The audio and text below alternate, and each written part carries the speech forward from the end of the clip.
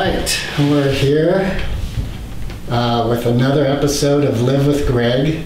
I'm here with Michael, who I met a few years ago, but we don't really know each other, and a common friend, practitioner, introduced us for this podcast. So welcome to Live with Greg. Hi. Hello. All right. Let's dive right into where we just left off before the camera went on. Okay. Well, so there's a lot of backstory, but we'll just skip all the story and jump in. Lately, I've been very impressed and influenced by Jed McKenna. And the idea is, I'm an Advaita Vedanta, I don't want to say believer, because the belief is, Advaita informs my life for many years now. Jed is an extreme Advaita example. My guru is Gangaji. You may know of. She's used to be a Marin person, and she's a worldwide teacher now. And I found with her, I found the piece I was missing that made everything fall together. And I'm influenced now by Jed because he's bare bones and he's not gentle.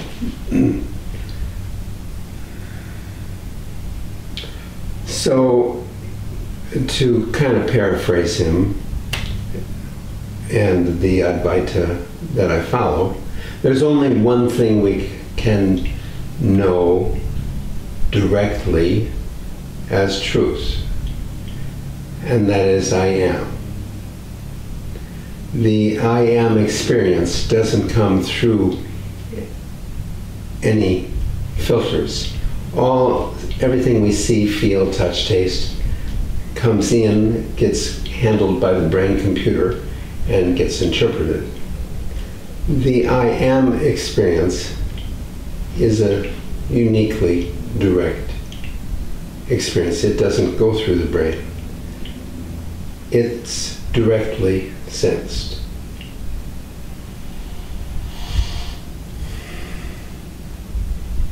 That I am. So Jed makes a distinction between reality and truth. Mostly we say, well, that's real, so it's true. Mostly we say that's real. But of course we know from physics, it's mostly space. We know from physics most of what we experience is space. So so-called reality is an unreliable, we don't know it isn't there, but we don't know it is. We don't know well, we know now from physics that in fact reliably it's what keeps me from passing through this is the electromagnetic opposition of things, but mostly there's space.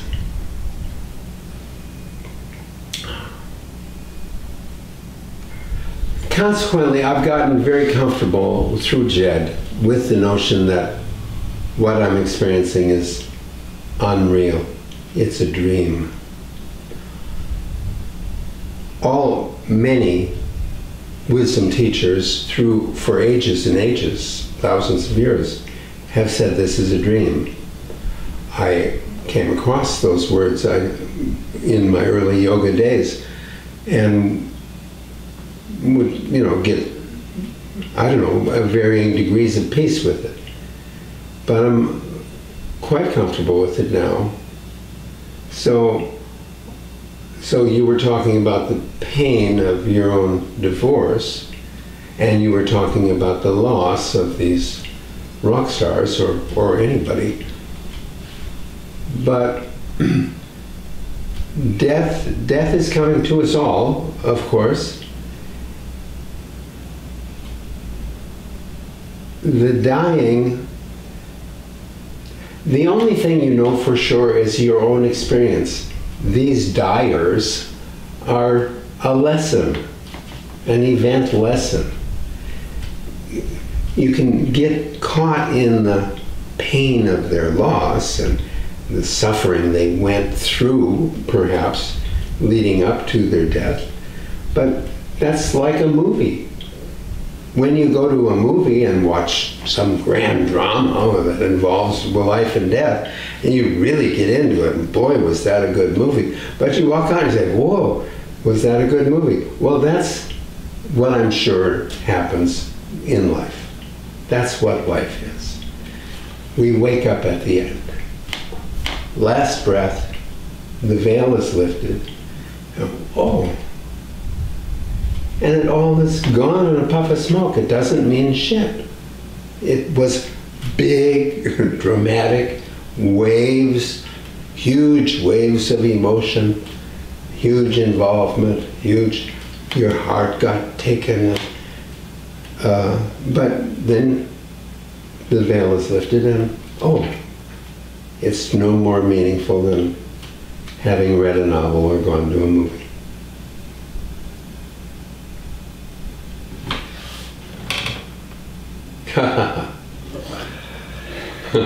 I'm trying to put into words. For me, it's a great meter of grounded reality when I bring a system of thought to a child. Yes, I see. So if I say to my 11-year-old daughter, hey, that guy who took himself in his life, and it's all right. Yeah, he was in a hell of a lot of pain, but it's all...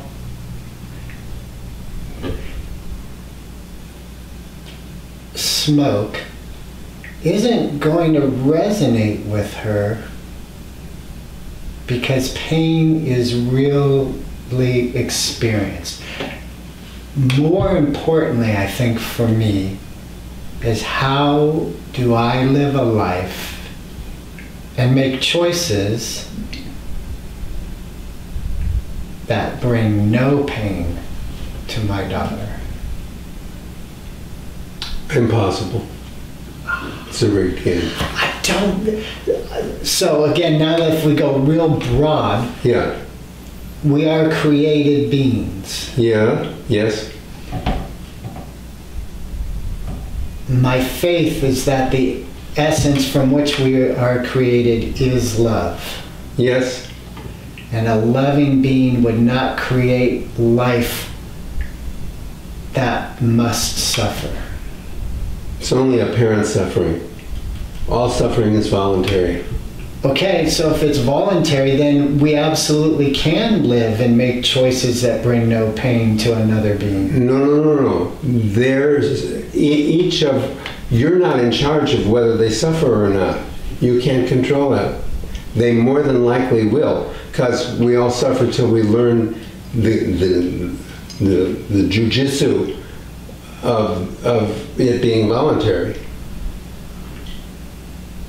Okay, so a lot of mental energy has been expended this past couple weeks regarding racism because of what happened in Charlottesville. Yes. And was starting to rise up here in the Bay Area last weekend. Yes. And those are choices. Those are human choices that are made by people. In other words, if I'm going to put my faith and belief in white supremacy as a reality, I'm making that choice. That's a choice I'm making. Yeah, you'll find that a choice of suffering, but... Exactly. And others are suffering from that choice. I do have a responsibility in that. You can't... It's a trap to get involved in in others' stories and dramas. The first thing, and ultimately the only thing, is me. It sounds very narcissistic, but I need to be attentive to my own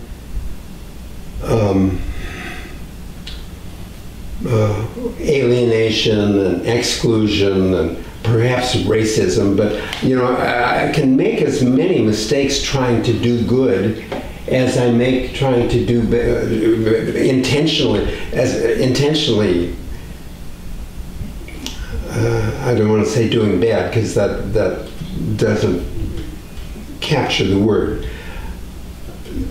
We've all seen the unintended consequences of doing good and the mess that it makes. So Zen talks a great deal, and yoga, Advaita and yoga philosophy as well. The culture out of India has a lot about withdrawing from the world. My daughter came fairly late. I was pretty well schooled in yoga. I thought I was doing a pretty conscious job of raising her, not so much with my son who was 10 years earlier. She has a lot of complaints. Her life has been, by her reckoning, difficult.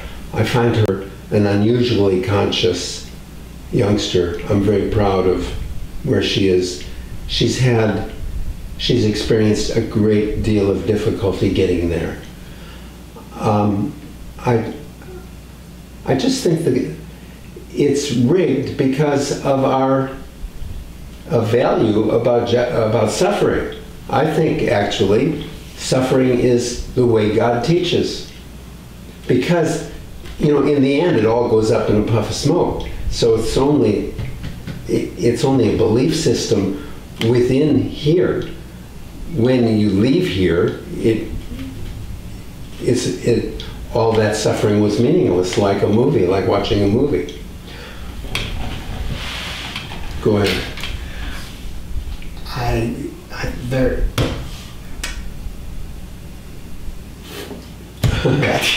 I cannot believe a loving being would create life based on suffering. It isn't. It only looks like it. But you just said God teaches through suffering. Well, through suffering, I have to use words. We're communicating. I have to, so the words come out of this domain of duality, and so they're limited. The words are created by a mind which is in this domain, the true, real, vital, alive, which is boom, alive, like the Big Bang. It's just isness, has no words. It's before words. Words come from mind, which is on this side of the veil. And so the appearance and apparent reality of suffering is appearance and apparent reality. But so I say suffering is God's method, meaning on this side, it's to draw your attention, refine your behaviors, make you contemplate and consider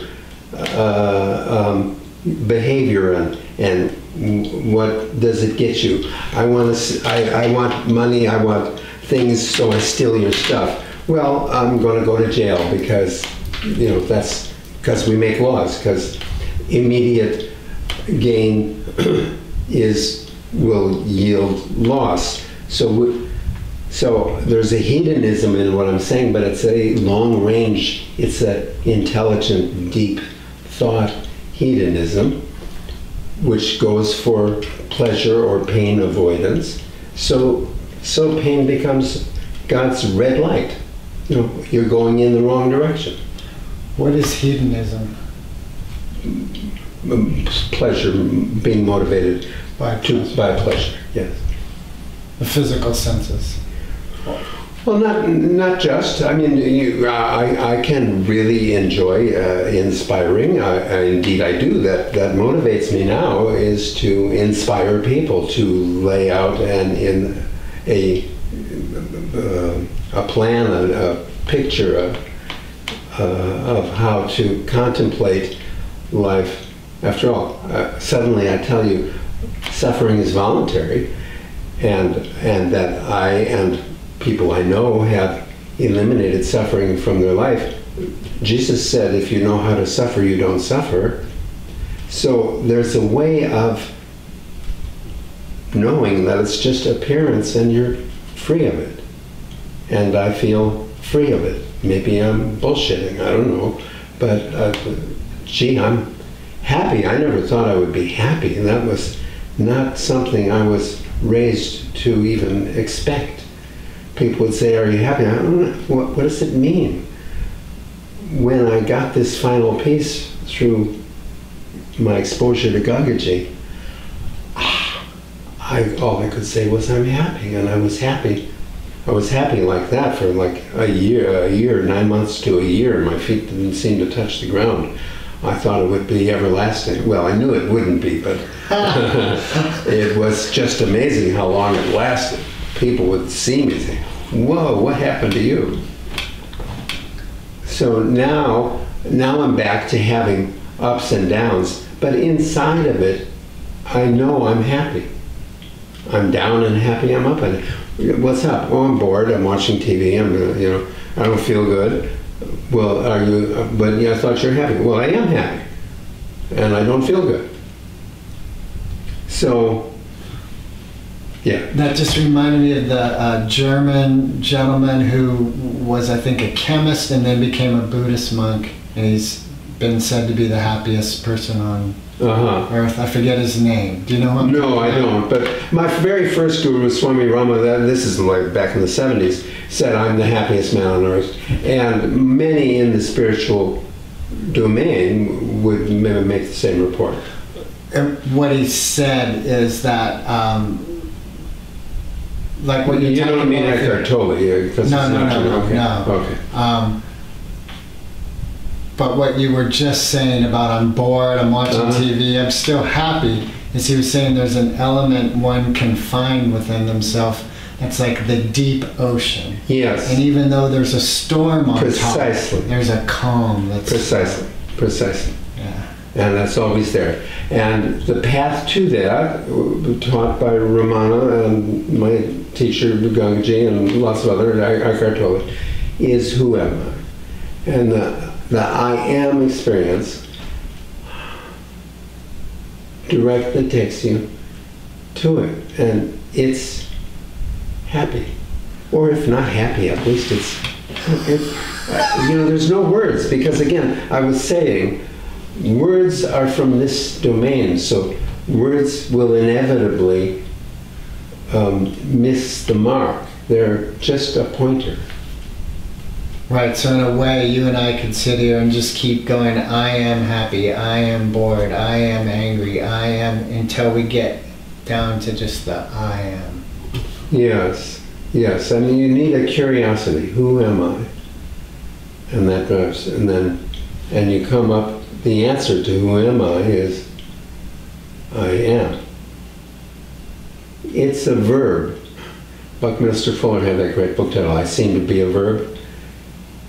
And Alan Watts has the drive to distinguish experience from experiencer is a drive of language. But living has no difference. There's just experience. There's not experience experience. There's no subject and object. There's just being. So in this life, you're being a father to a son and a daughter. That's part of your being. Yes. Those are distinctions that are observable. But while I'm doing it, there's just a doing. It just flows.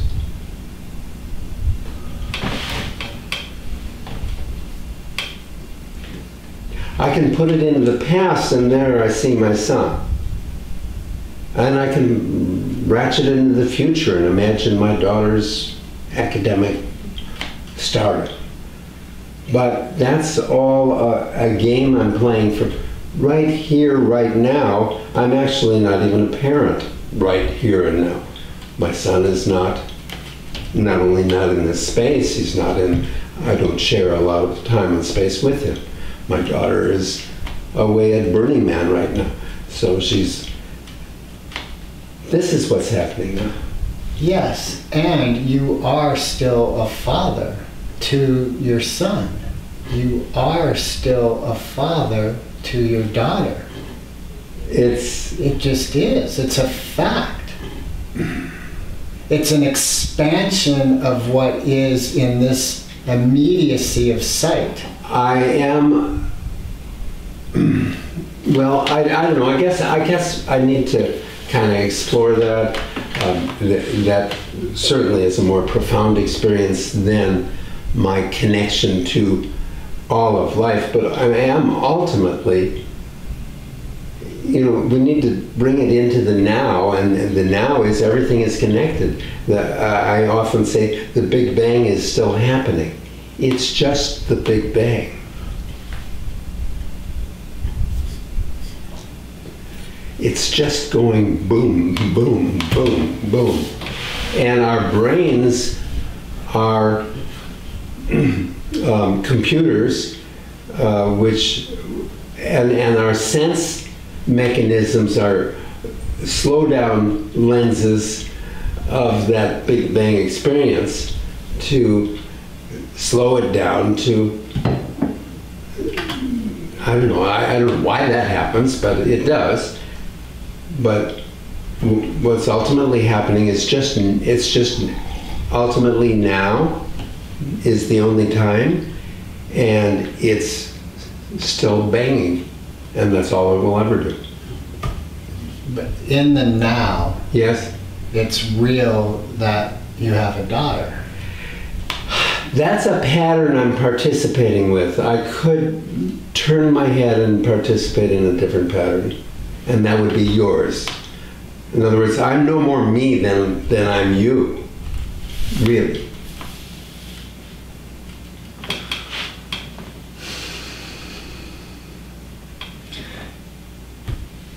For me, it seems tempting to be irresponsible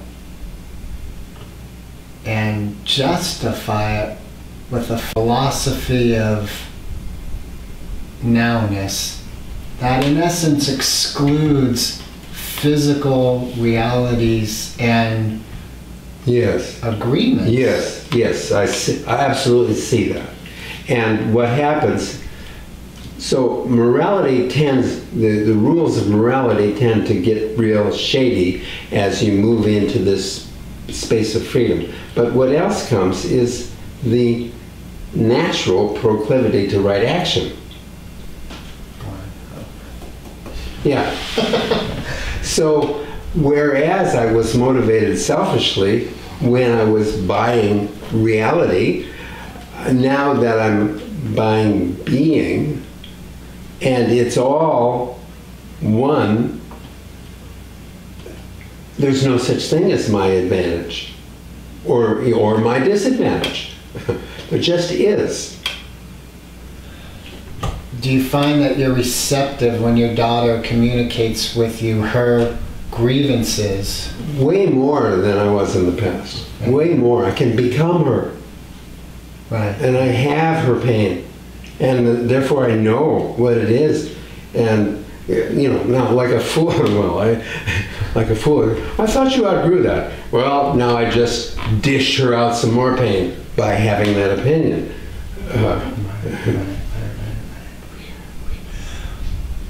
This is maybe a left turn, but I don't know that it is. We were both earlier talking about our experiences with hallucinogenics. Right. And they're still prevalent in your life. Yes.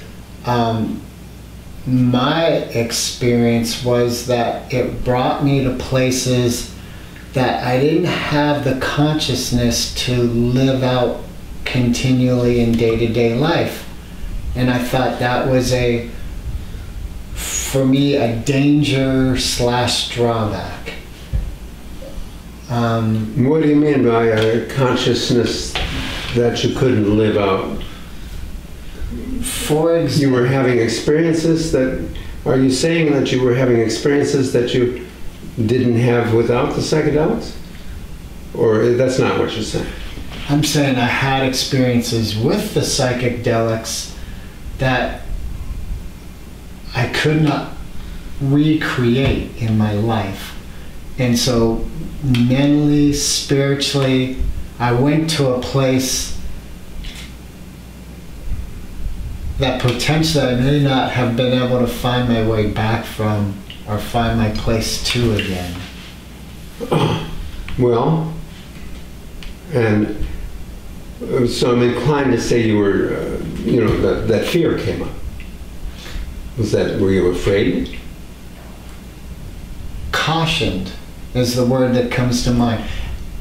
An example, again,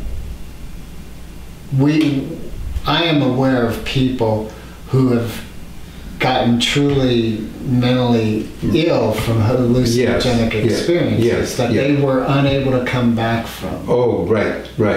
Yeah, so I think caution is a wise a wise guide.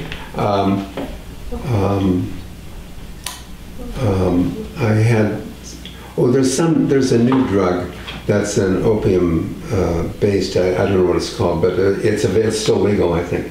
And I had a friend who's tried it. And she's, oh, that's wonderful. And she called them. She said, "Gee, I'd like to do this every day. Is there any downside to doing it every day?" And they said, "Yes, there is." And she was asking me, "Well, what do I think?" I said, "Be cautious. Be cautious." So now I'm a radical in that I think a really cured alcoholic can have a drink now and then. I'm a radical in that I think, yeah, you can day trip with heroin. Not that I ever have, but I've heard stories about people who are functioning heroin addicts. Maybe they're lying. Some of them, no doubt, were. But I think anything's possible. Ram Dass reports giving Neem Karoli several doses of acid, and he had no. Oh, I see.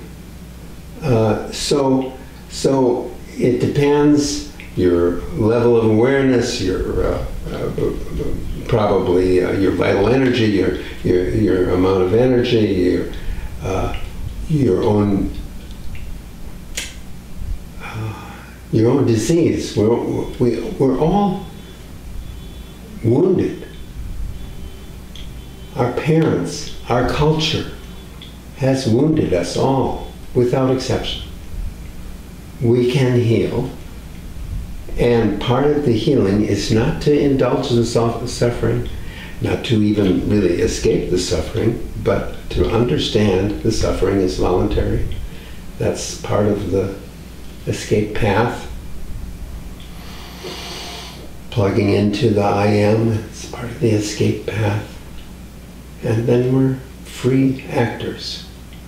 I don't think I'm 100% free. It looks to me like Gangaji, Adyashanti, Eckhart Tolle, Papaji, Byron Katie. Looks to me like they're they're freer than I, but I'm way past where I was, and seems like I might be progressing, although that's a thing, a measurement that comes out of this domain of duality, and we're ultimately in a domain, an undivided domain. Do you find that your decision-making process is coming more and more from an undivided domain? Yes, and it's much wiser than the decisions I used to make based on values that I had from this domain of duality. And I don't need to know them. I used to think, life is about accumulating this information, and I need to store it, and it needs to be retrievable, and I need to keep it in order. And especially now that I'm getting older and senior mind, let me tell you. But what I found is, no, it's got nothing to do with that organization and storing of information. Indeed, the information is there. It's all stored already. All the information is all stored, and I have access to it. And I can frequently not know what it is until I go to the shelf. Oh, life has brought this situation, I need to respond. I go in, I find the information I need, and I act.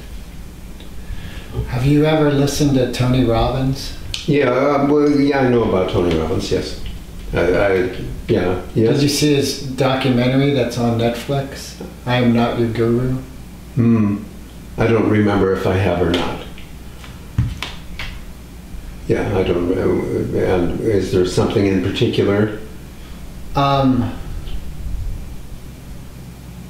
think he's all about systems. And you were talking about...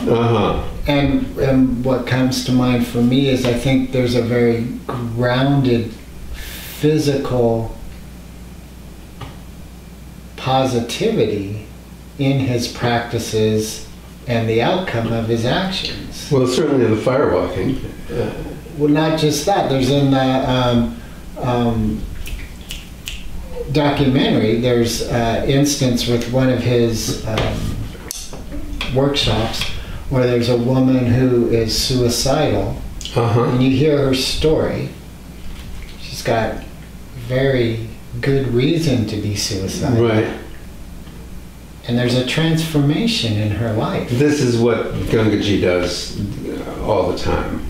Right. Same thing. I think it's either Byron Katie or Gangaji that I was just hearing about, where someone came to her with a gun and was going to shoot her. I don't think that was Gangaji, because I don't think I would have might have heard of it. Okay. So it might have been Byron Katie. But severe depression and just years and years of habitual suffering can be turned around. It's unbelievable. Just, I was the one doing that. Right. So wouldn't it be fantastic if you were able to gift that to your children? Yes, it would be. And for that to occur, for that to occur, do you think that it has to happen within yourself first? Yes. Damn it.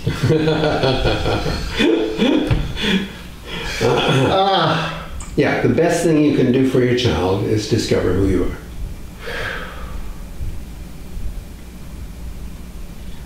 Anything else is blind leading the blind. Yes. And of course the world's been running that way, and it'll go on running that way forever. But if you really, the game is to get free, and now you're free, and then you can, give away freedom? Well, the thing is, I frequently say, Buddha is walking around with a platter of life experiences. Every possible experience is on this platter, and we continually pick up the shit. I'll take the shit, please. Thank you. That's so sad. So I get this freedom and say, hey, I got this joy to share. But you born again people knock on your door with the same information. Oh, have you heard the good news? And get lost. Well, they've had a good news experience. They're really in some joy. I don't know if they're in the freedom I'm in. Some are, without a doubt. Right. It's a legitimate.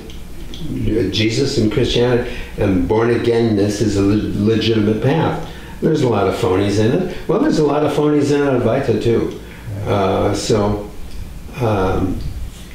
You can just your own self and now are the place that it happens. And you just keep coming back into that. Who am I?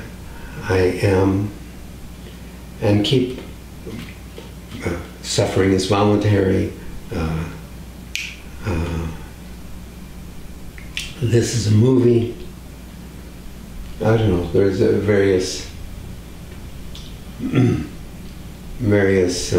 tools. I'm currently using Enneagram. I'm finding some depth of analysis within the Enneagram school. Are you familiar with Enneagram? What is Enneagram? Enneagram is an ancient personality diagramming and descriptor. So it's all on this side of the veil, but it describes 9 basic personality types, or even one could say 3, and then the 3 get each of the 3 gets into 3, so that's 9. But there's the heart, body, mind. That's the 3, and there's tapes, and so we often catch ourselves we can almost see. Gee, there's words coming out of my mouth that I've said the words before, and I don't really even mean them. It's not an appropriate thing for me to be saying right now. This isn't. Somehow I got the wrong tape on. What's up? And so we get a vision of how we're puppets to this string of behavior, this behavior pattern.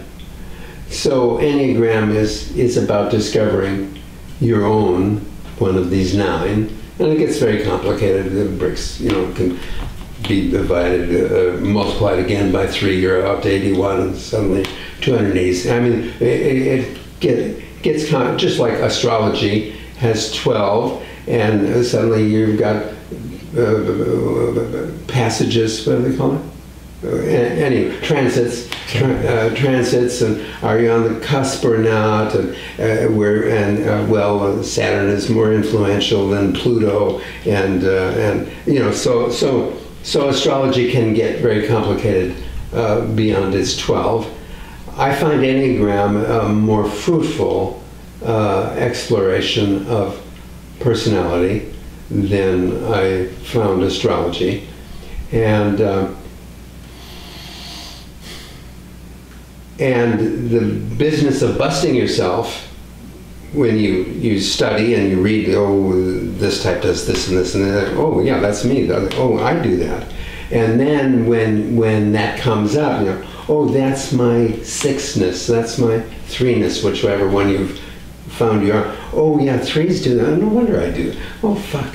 And it's not that you throw away this habitual response. The habit has served you, but it's not the only response. And in this particular case, it might be the wrong response. But your habit is, oh yeah, I'll take this square, I'll take this arrow, I'll take this. You always take this one. Well, maybe on this particular, you're supposed to take that one. All right. I believe. Well, let me ask you this: is helping people part of what you do for income? Like, could people come to you and? Well, I would like to. I don't know how to monetize it. So that you don't do that? Well, I offer, and I'll accept money, but money is a real mess. I mean, it really changes things. So I don't charge for service. I offer initiation into psychedelic. I'd be happy to get paid for that, but I don't charge for it. I consult with people about their life and Advaita, and I've got one good friend who takes me out to eat on a weekly basis. That's nice. I don't think she's paying for it, but we have a nice conversation. I don't know if I didn't have. I'm living on Social Security, so I'm on a restricted income. If I had lots of money, won the lottery, then maybe I wouldn't even accept money for it. Right. But there's a karma in paying, in acknowledging that, oh, I got something worthwhile. I want to keep the stasis, the balance even. So, oh, that was worthwhile. Here, let me. So I believe in karma sometimes. All right. Before we end, I have one more question. Okay. But before I ask that question, I'm wondering, does this feel like a place to conclude for you? Yeah, I kind of think so. There are lots more conversations that could be had. It's an infinite domain. And I frequently I think of trying to do something maybe like this or not, but not the filming purpose. Anyway, so I often think of having a few people around talking about death or money or love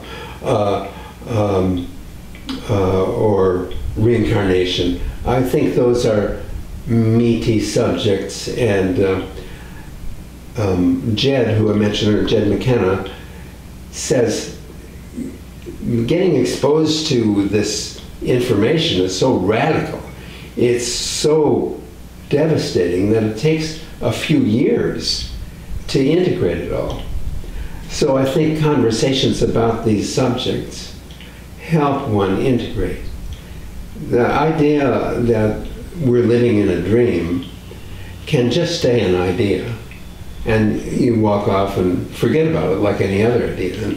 And then 3 weeks from now, you're, oh, hey, I was talking about, I heard this guy talk about his idea was a dream. And, oh, yeah, well, my idea is this. And, it just stays an intellectual, meaningless,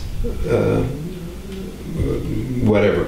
But to take it in as real, how to live in the world when the world isn't real, and you had been equating reality with truth, and suddenly that's not the measure anymore. Indeed, nothing is true except I am. That's the only thing I can know is true.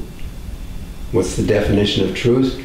Something that has no beginning and no end. Anything that begins and ends, untrue. Real truth is eternal. I am is eternal. All of this stuff, it's a movie. Imagine that you died, and so the veil is lifted and you see, oh, I was just watching Greg's movie. What's more important to me is when I die, I hope the people that are in my life at that time experience what I experienced when my father died. When my father died, it was a beautiful, wonderful experience. For him? I don't know, for me. Okay. Why was it a beautiful experience for you? Now we go into the realm, like you were talking about before, where here's my justifications, my reasoning for why it was a beautiful experience. I have two. One, that the last few years of his life were so clean in our relationship. And that doesn't mean fun and easy, but clean. That when he passed away, there was nothing I had been longing to hear and nothing that I hadn't said. And the second reason that I think it was so wonderful is just as when I experienced my children's birth, especially my first daughter, because it was such a profoundly new experience in this span of life. It's like the veil between life and death was at its thinnest. Uh-huh. And I think the same with my father being there for his last breath. Nice. There was an experience. It was a profoundly peaceful, wonderful experience. Nice. Nice. So you could experience then, as your father stepped over, the difference is so subtle that there almost is no difference. Right. And that's the truth. Right. There is no death. We are eternal beings. And he and I made choices together that I think allowed that to Sure, be what it without was. a doubt. Without a doubt. Wonderful, wonderful, unusual experience. Here's to that. Yes. I'm trying to build that with my daughter. Sometimes I think I have it, sometimes I think more is there than I. Sometimes she'll report that I've gone too far in thinking we're experiencing this oneness. We're the same. I'll get feedback. Not just her, I try to do it with other friends too. We're all one after all. And but I'm a bull in a china shop with this we're all one. So, well, it's all me, what the hell? And hey, fuck you, don't do that to me. Oh, well, whoops, I guess. How do I work this? Yeah. Yeah. Is there anything else you'd like to say? Or? No, I think that's maybe a good place to end. Okay, I have one more question. It's all right. What's your shirt say? It's a beautiful world for you. It's a beautiful world, not me. It's a beautiful world. It's a beautiful world. It's a beautiful world. It's a beautiful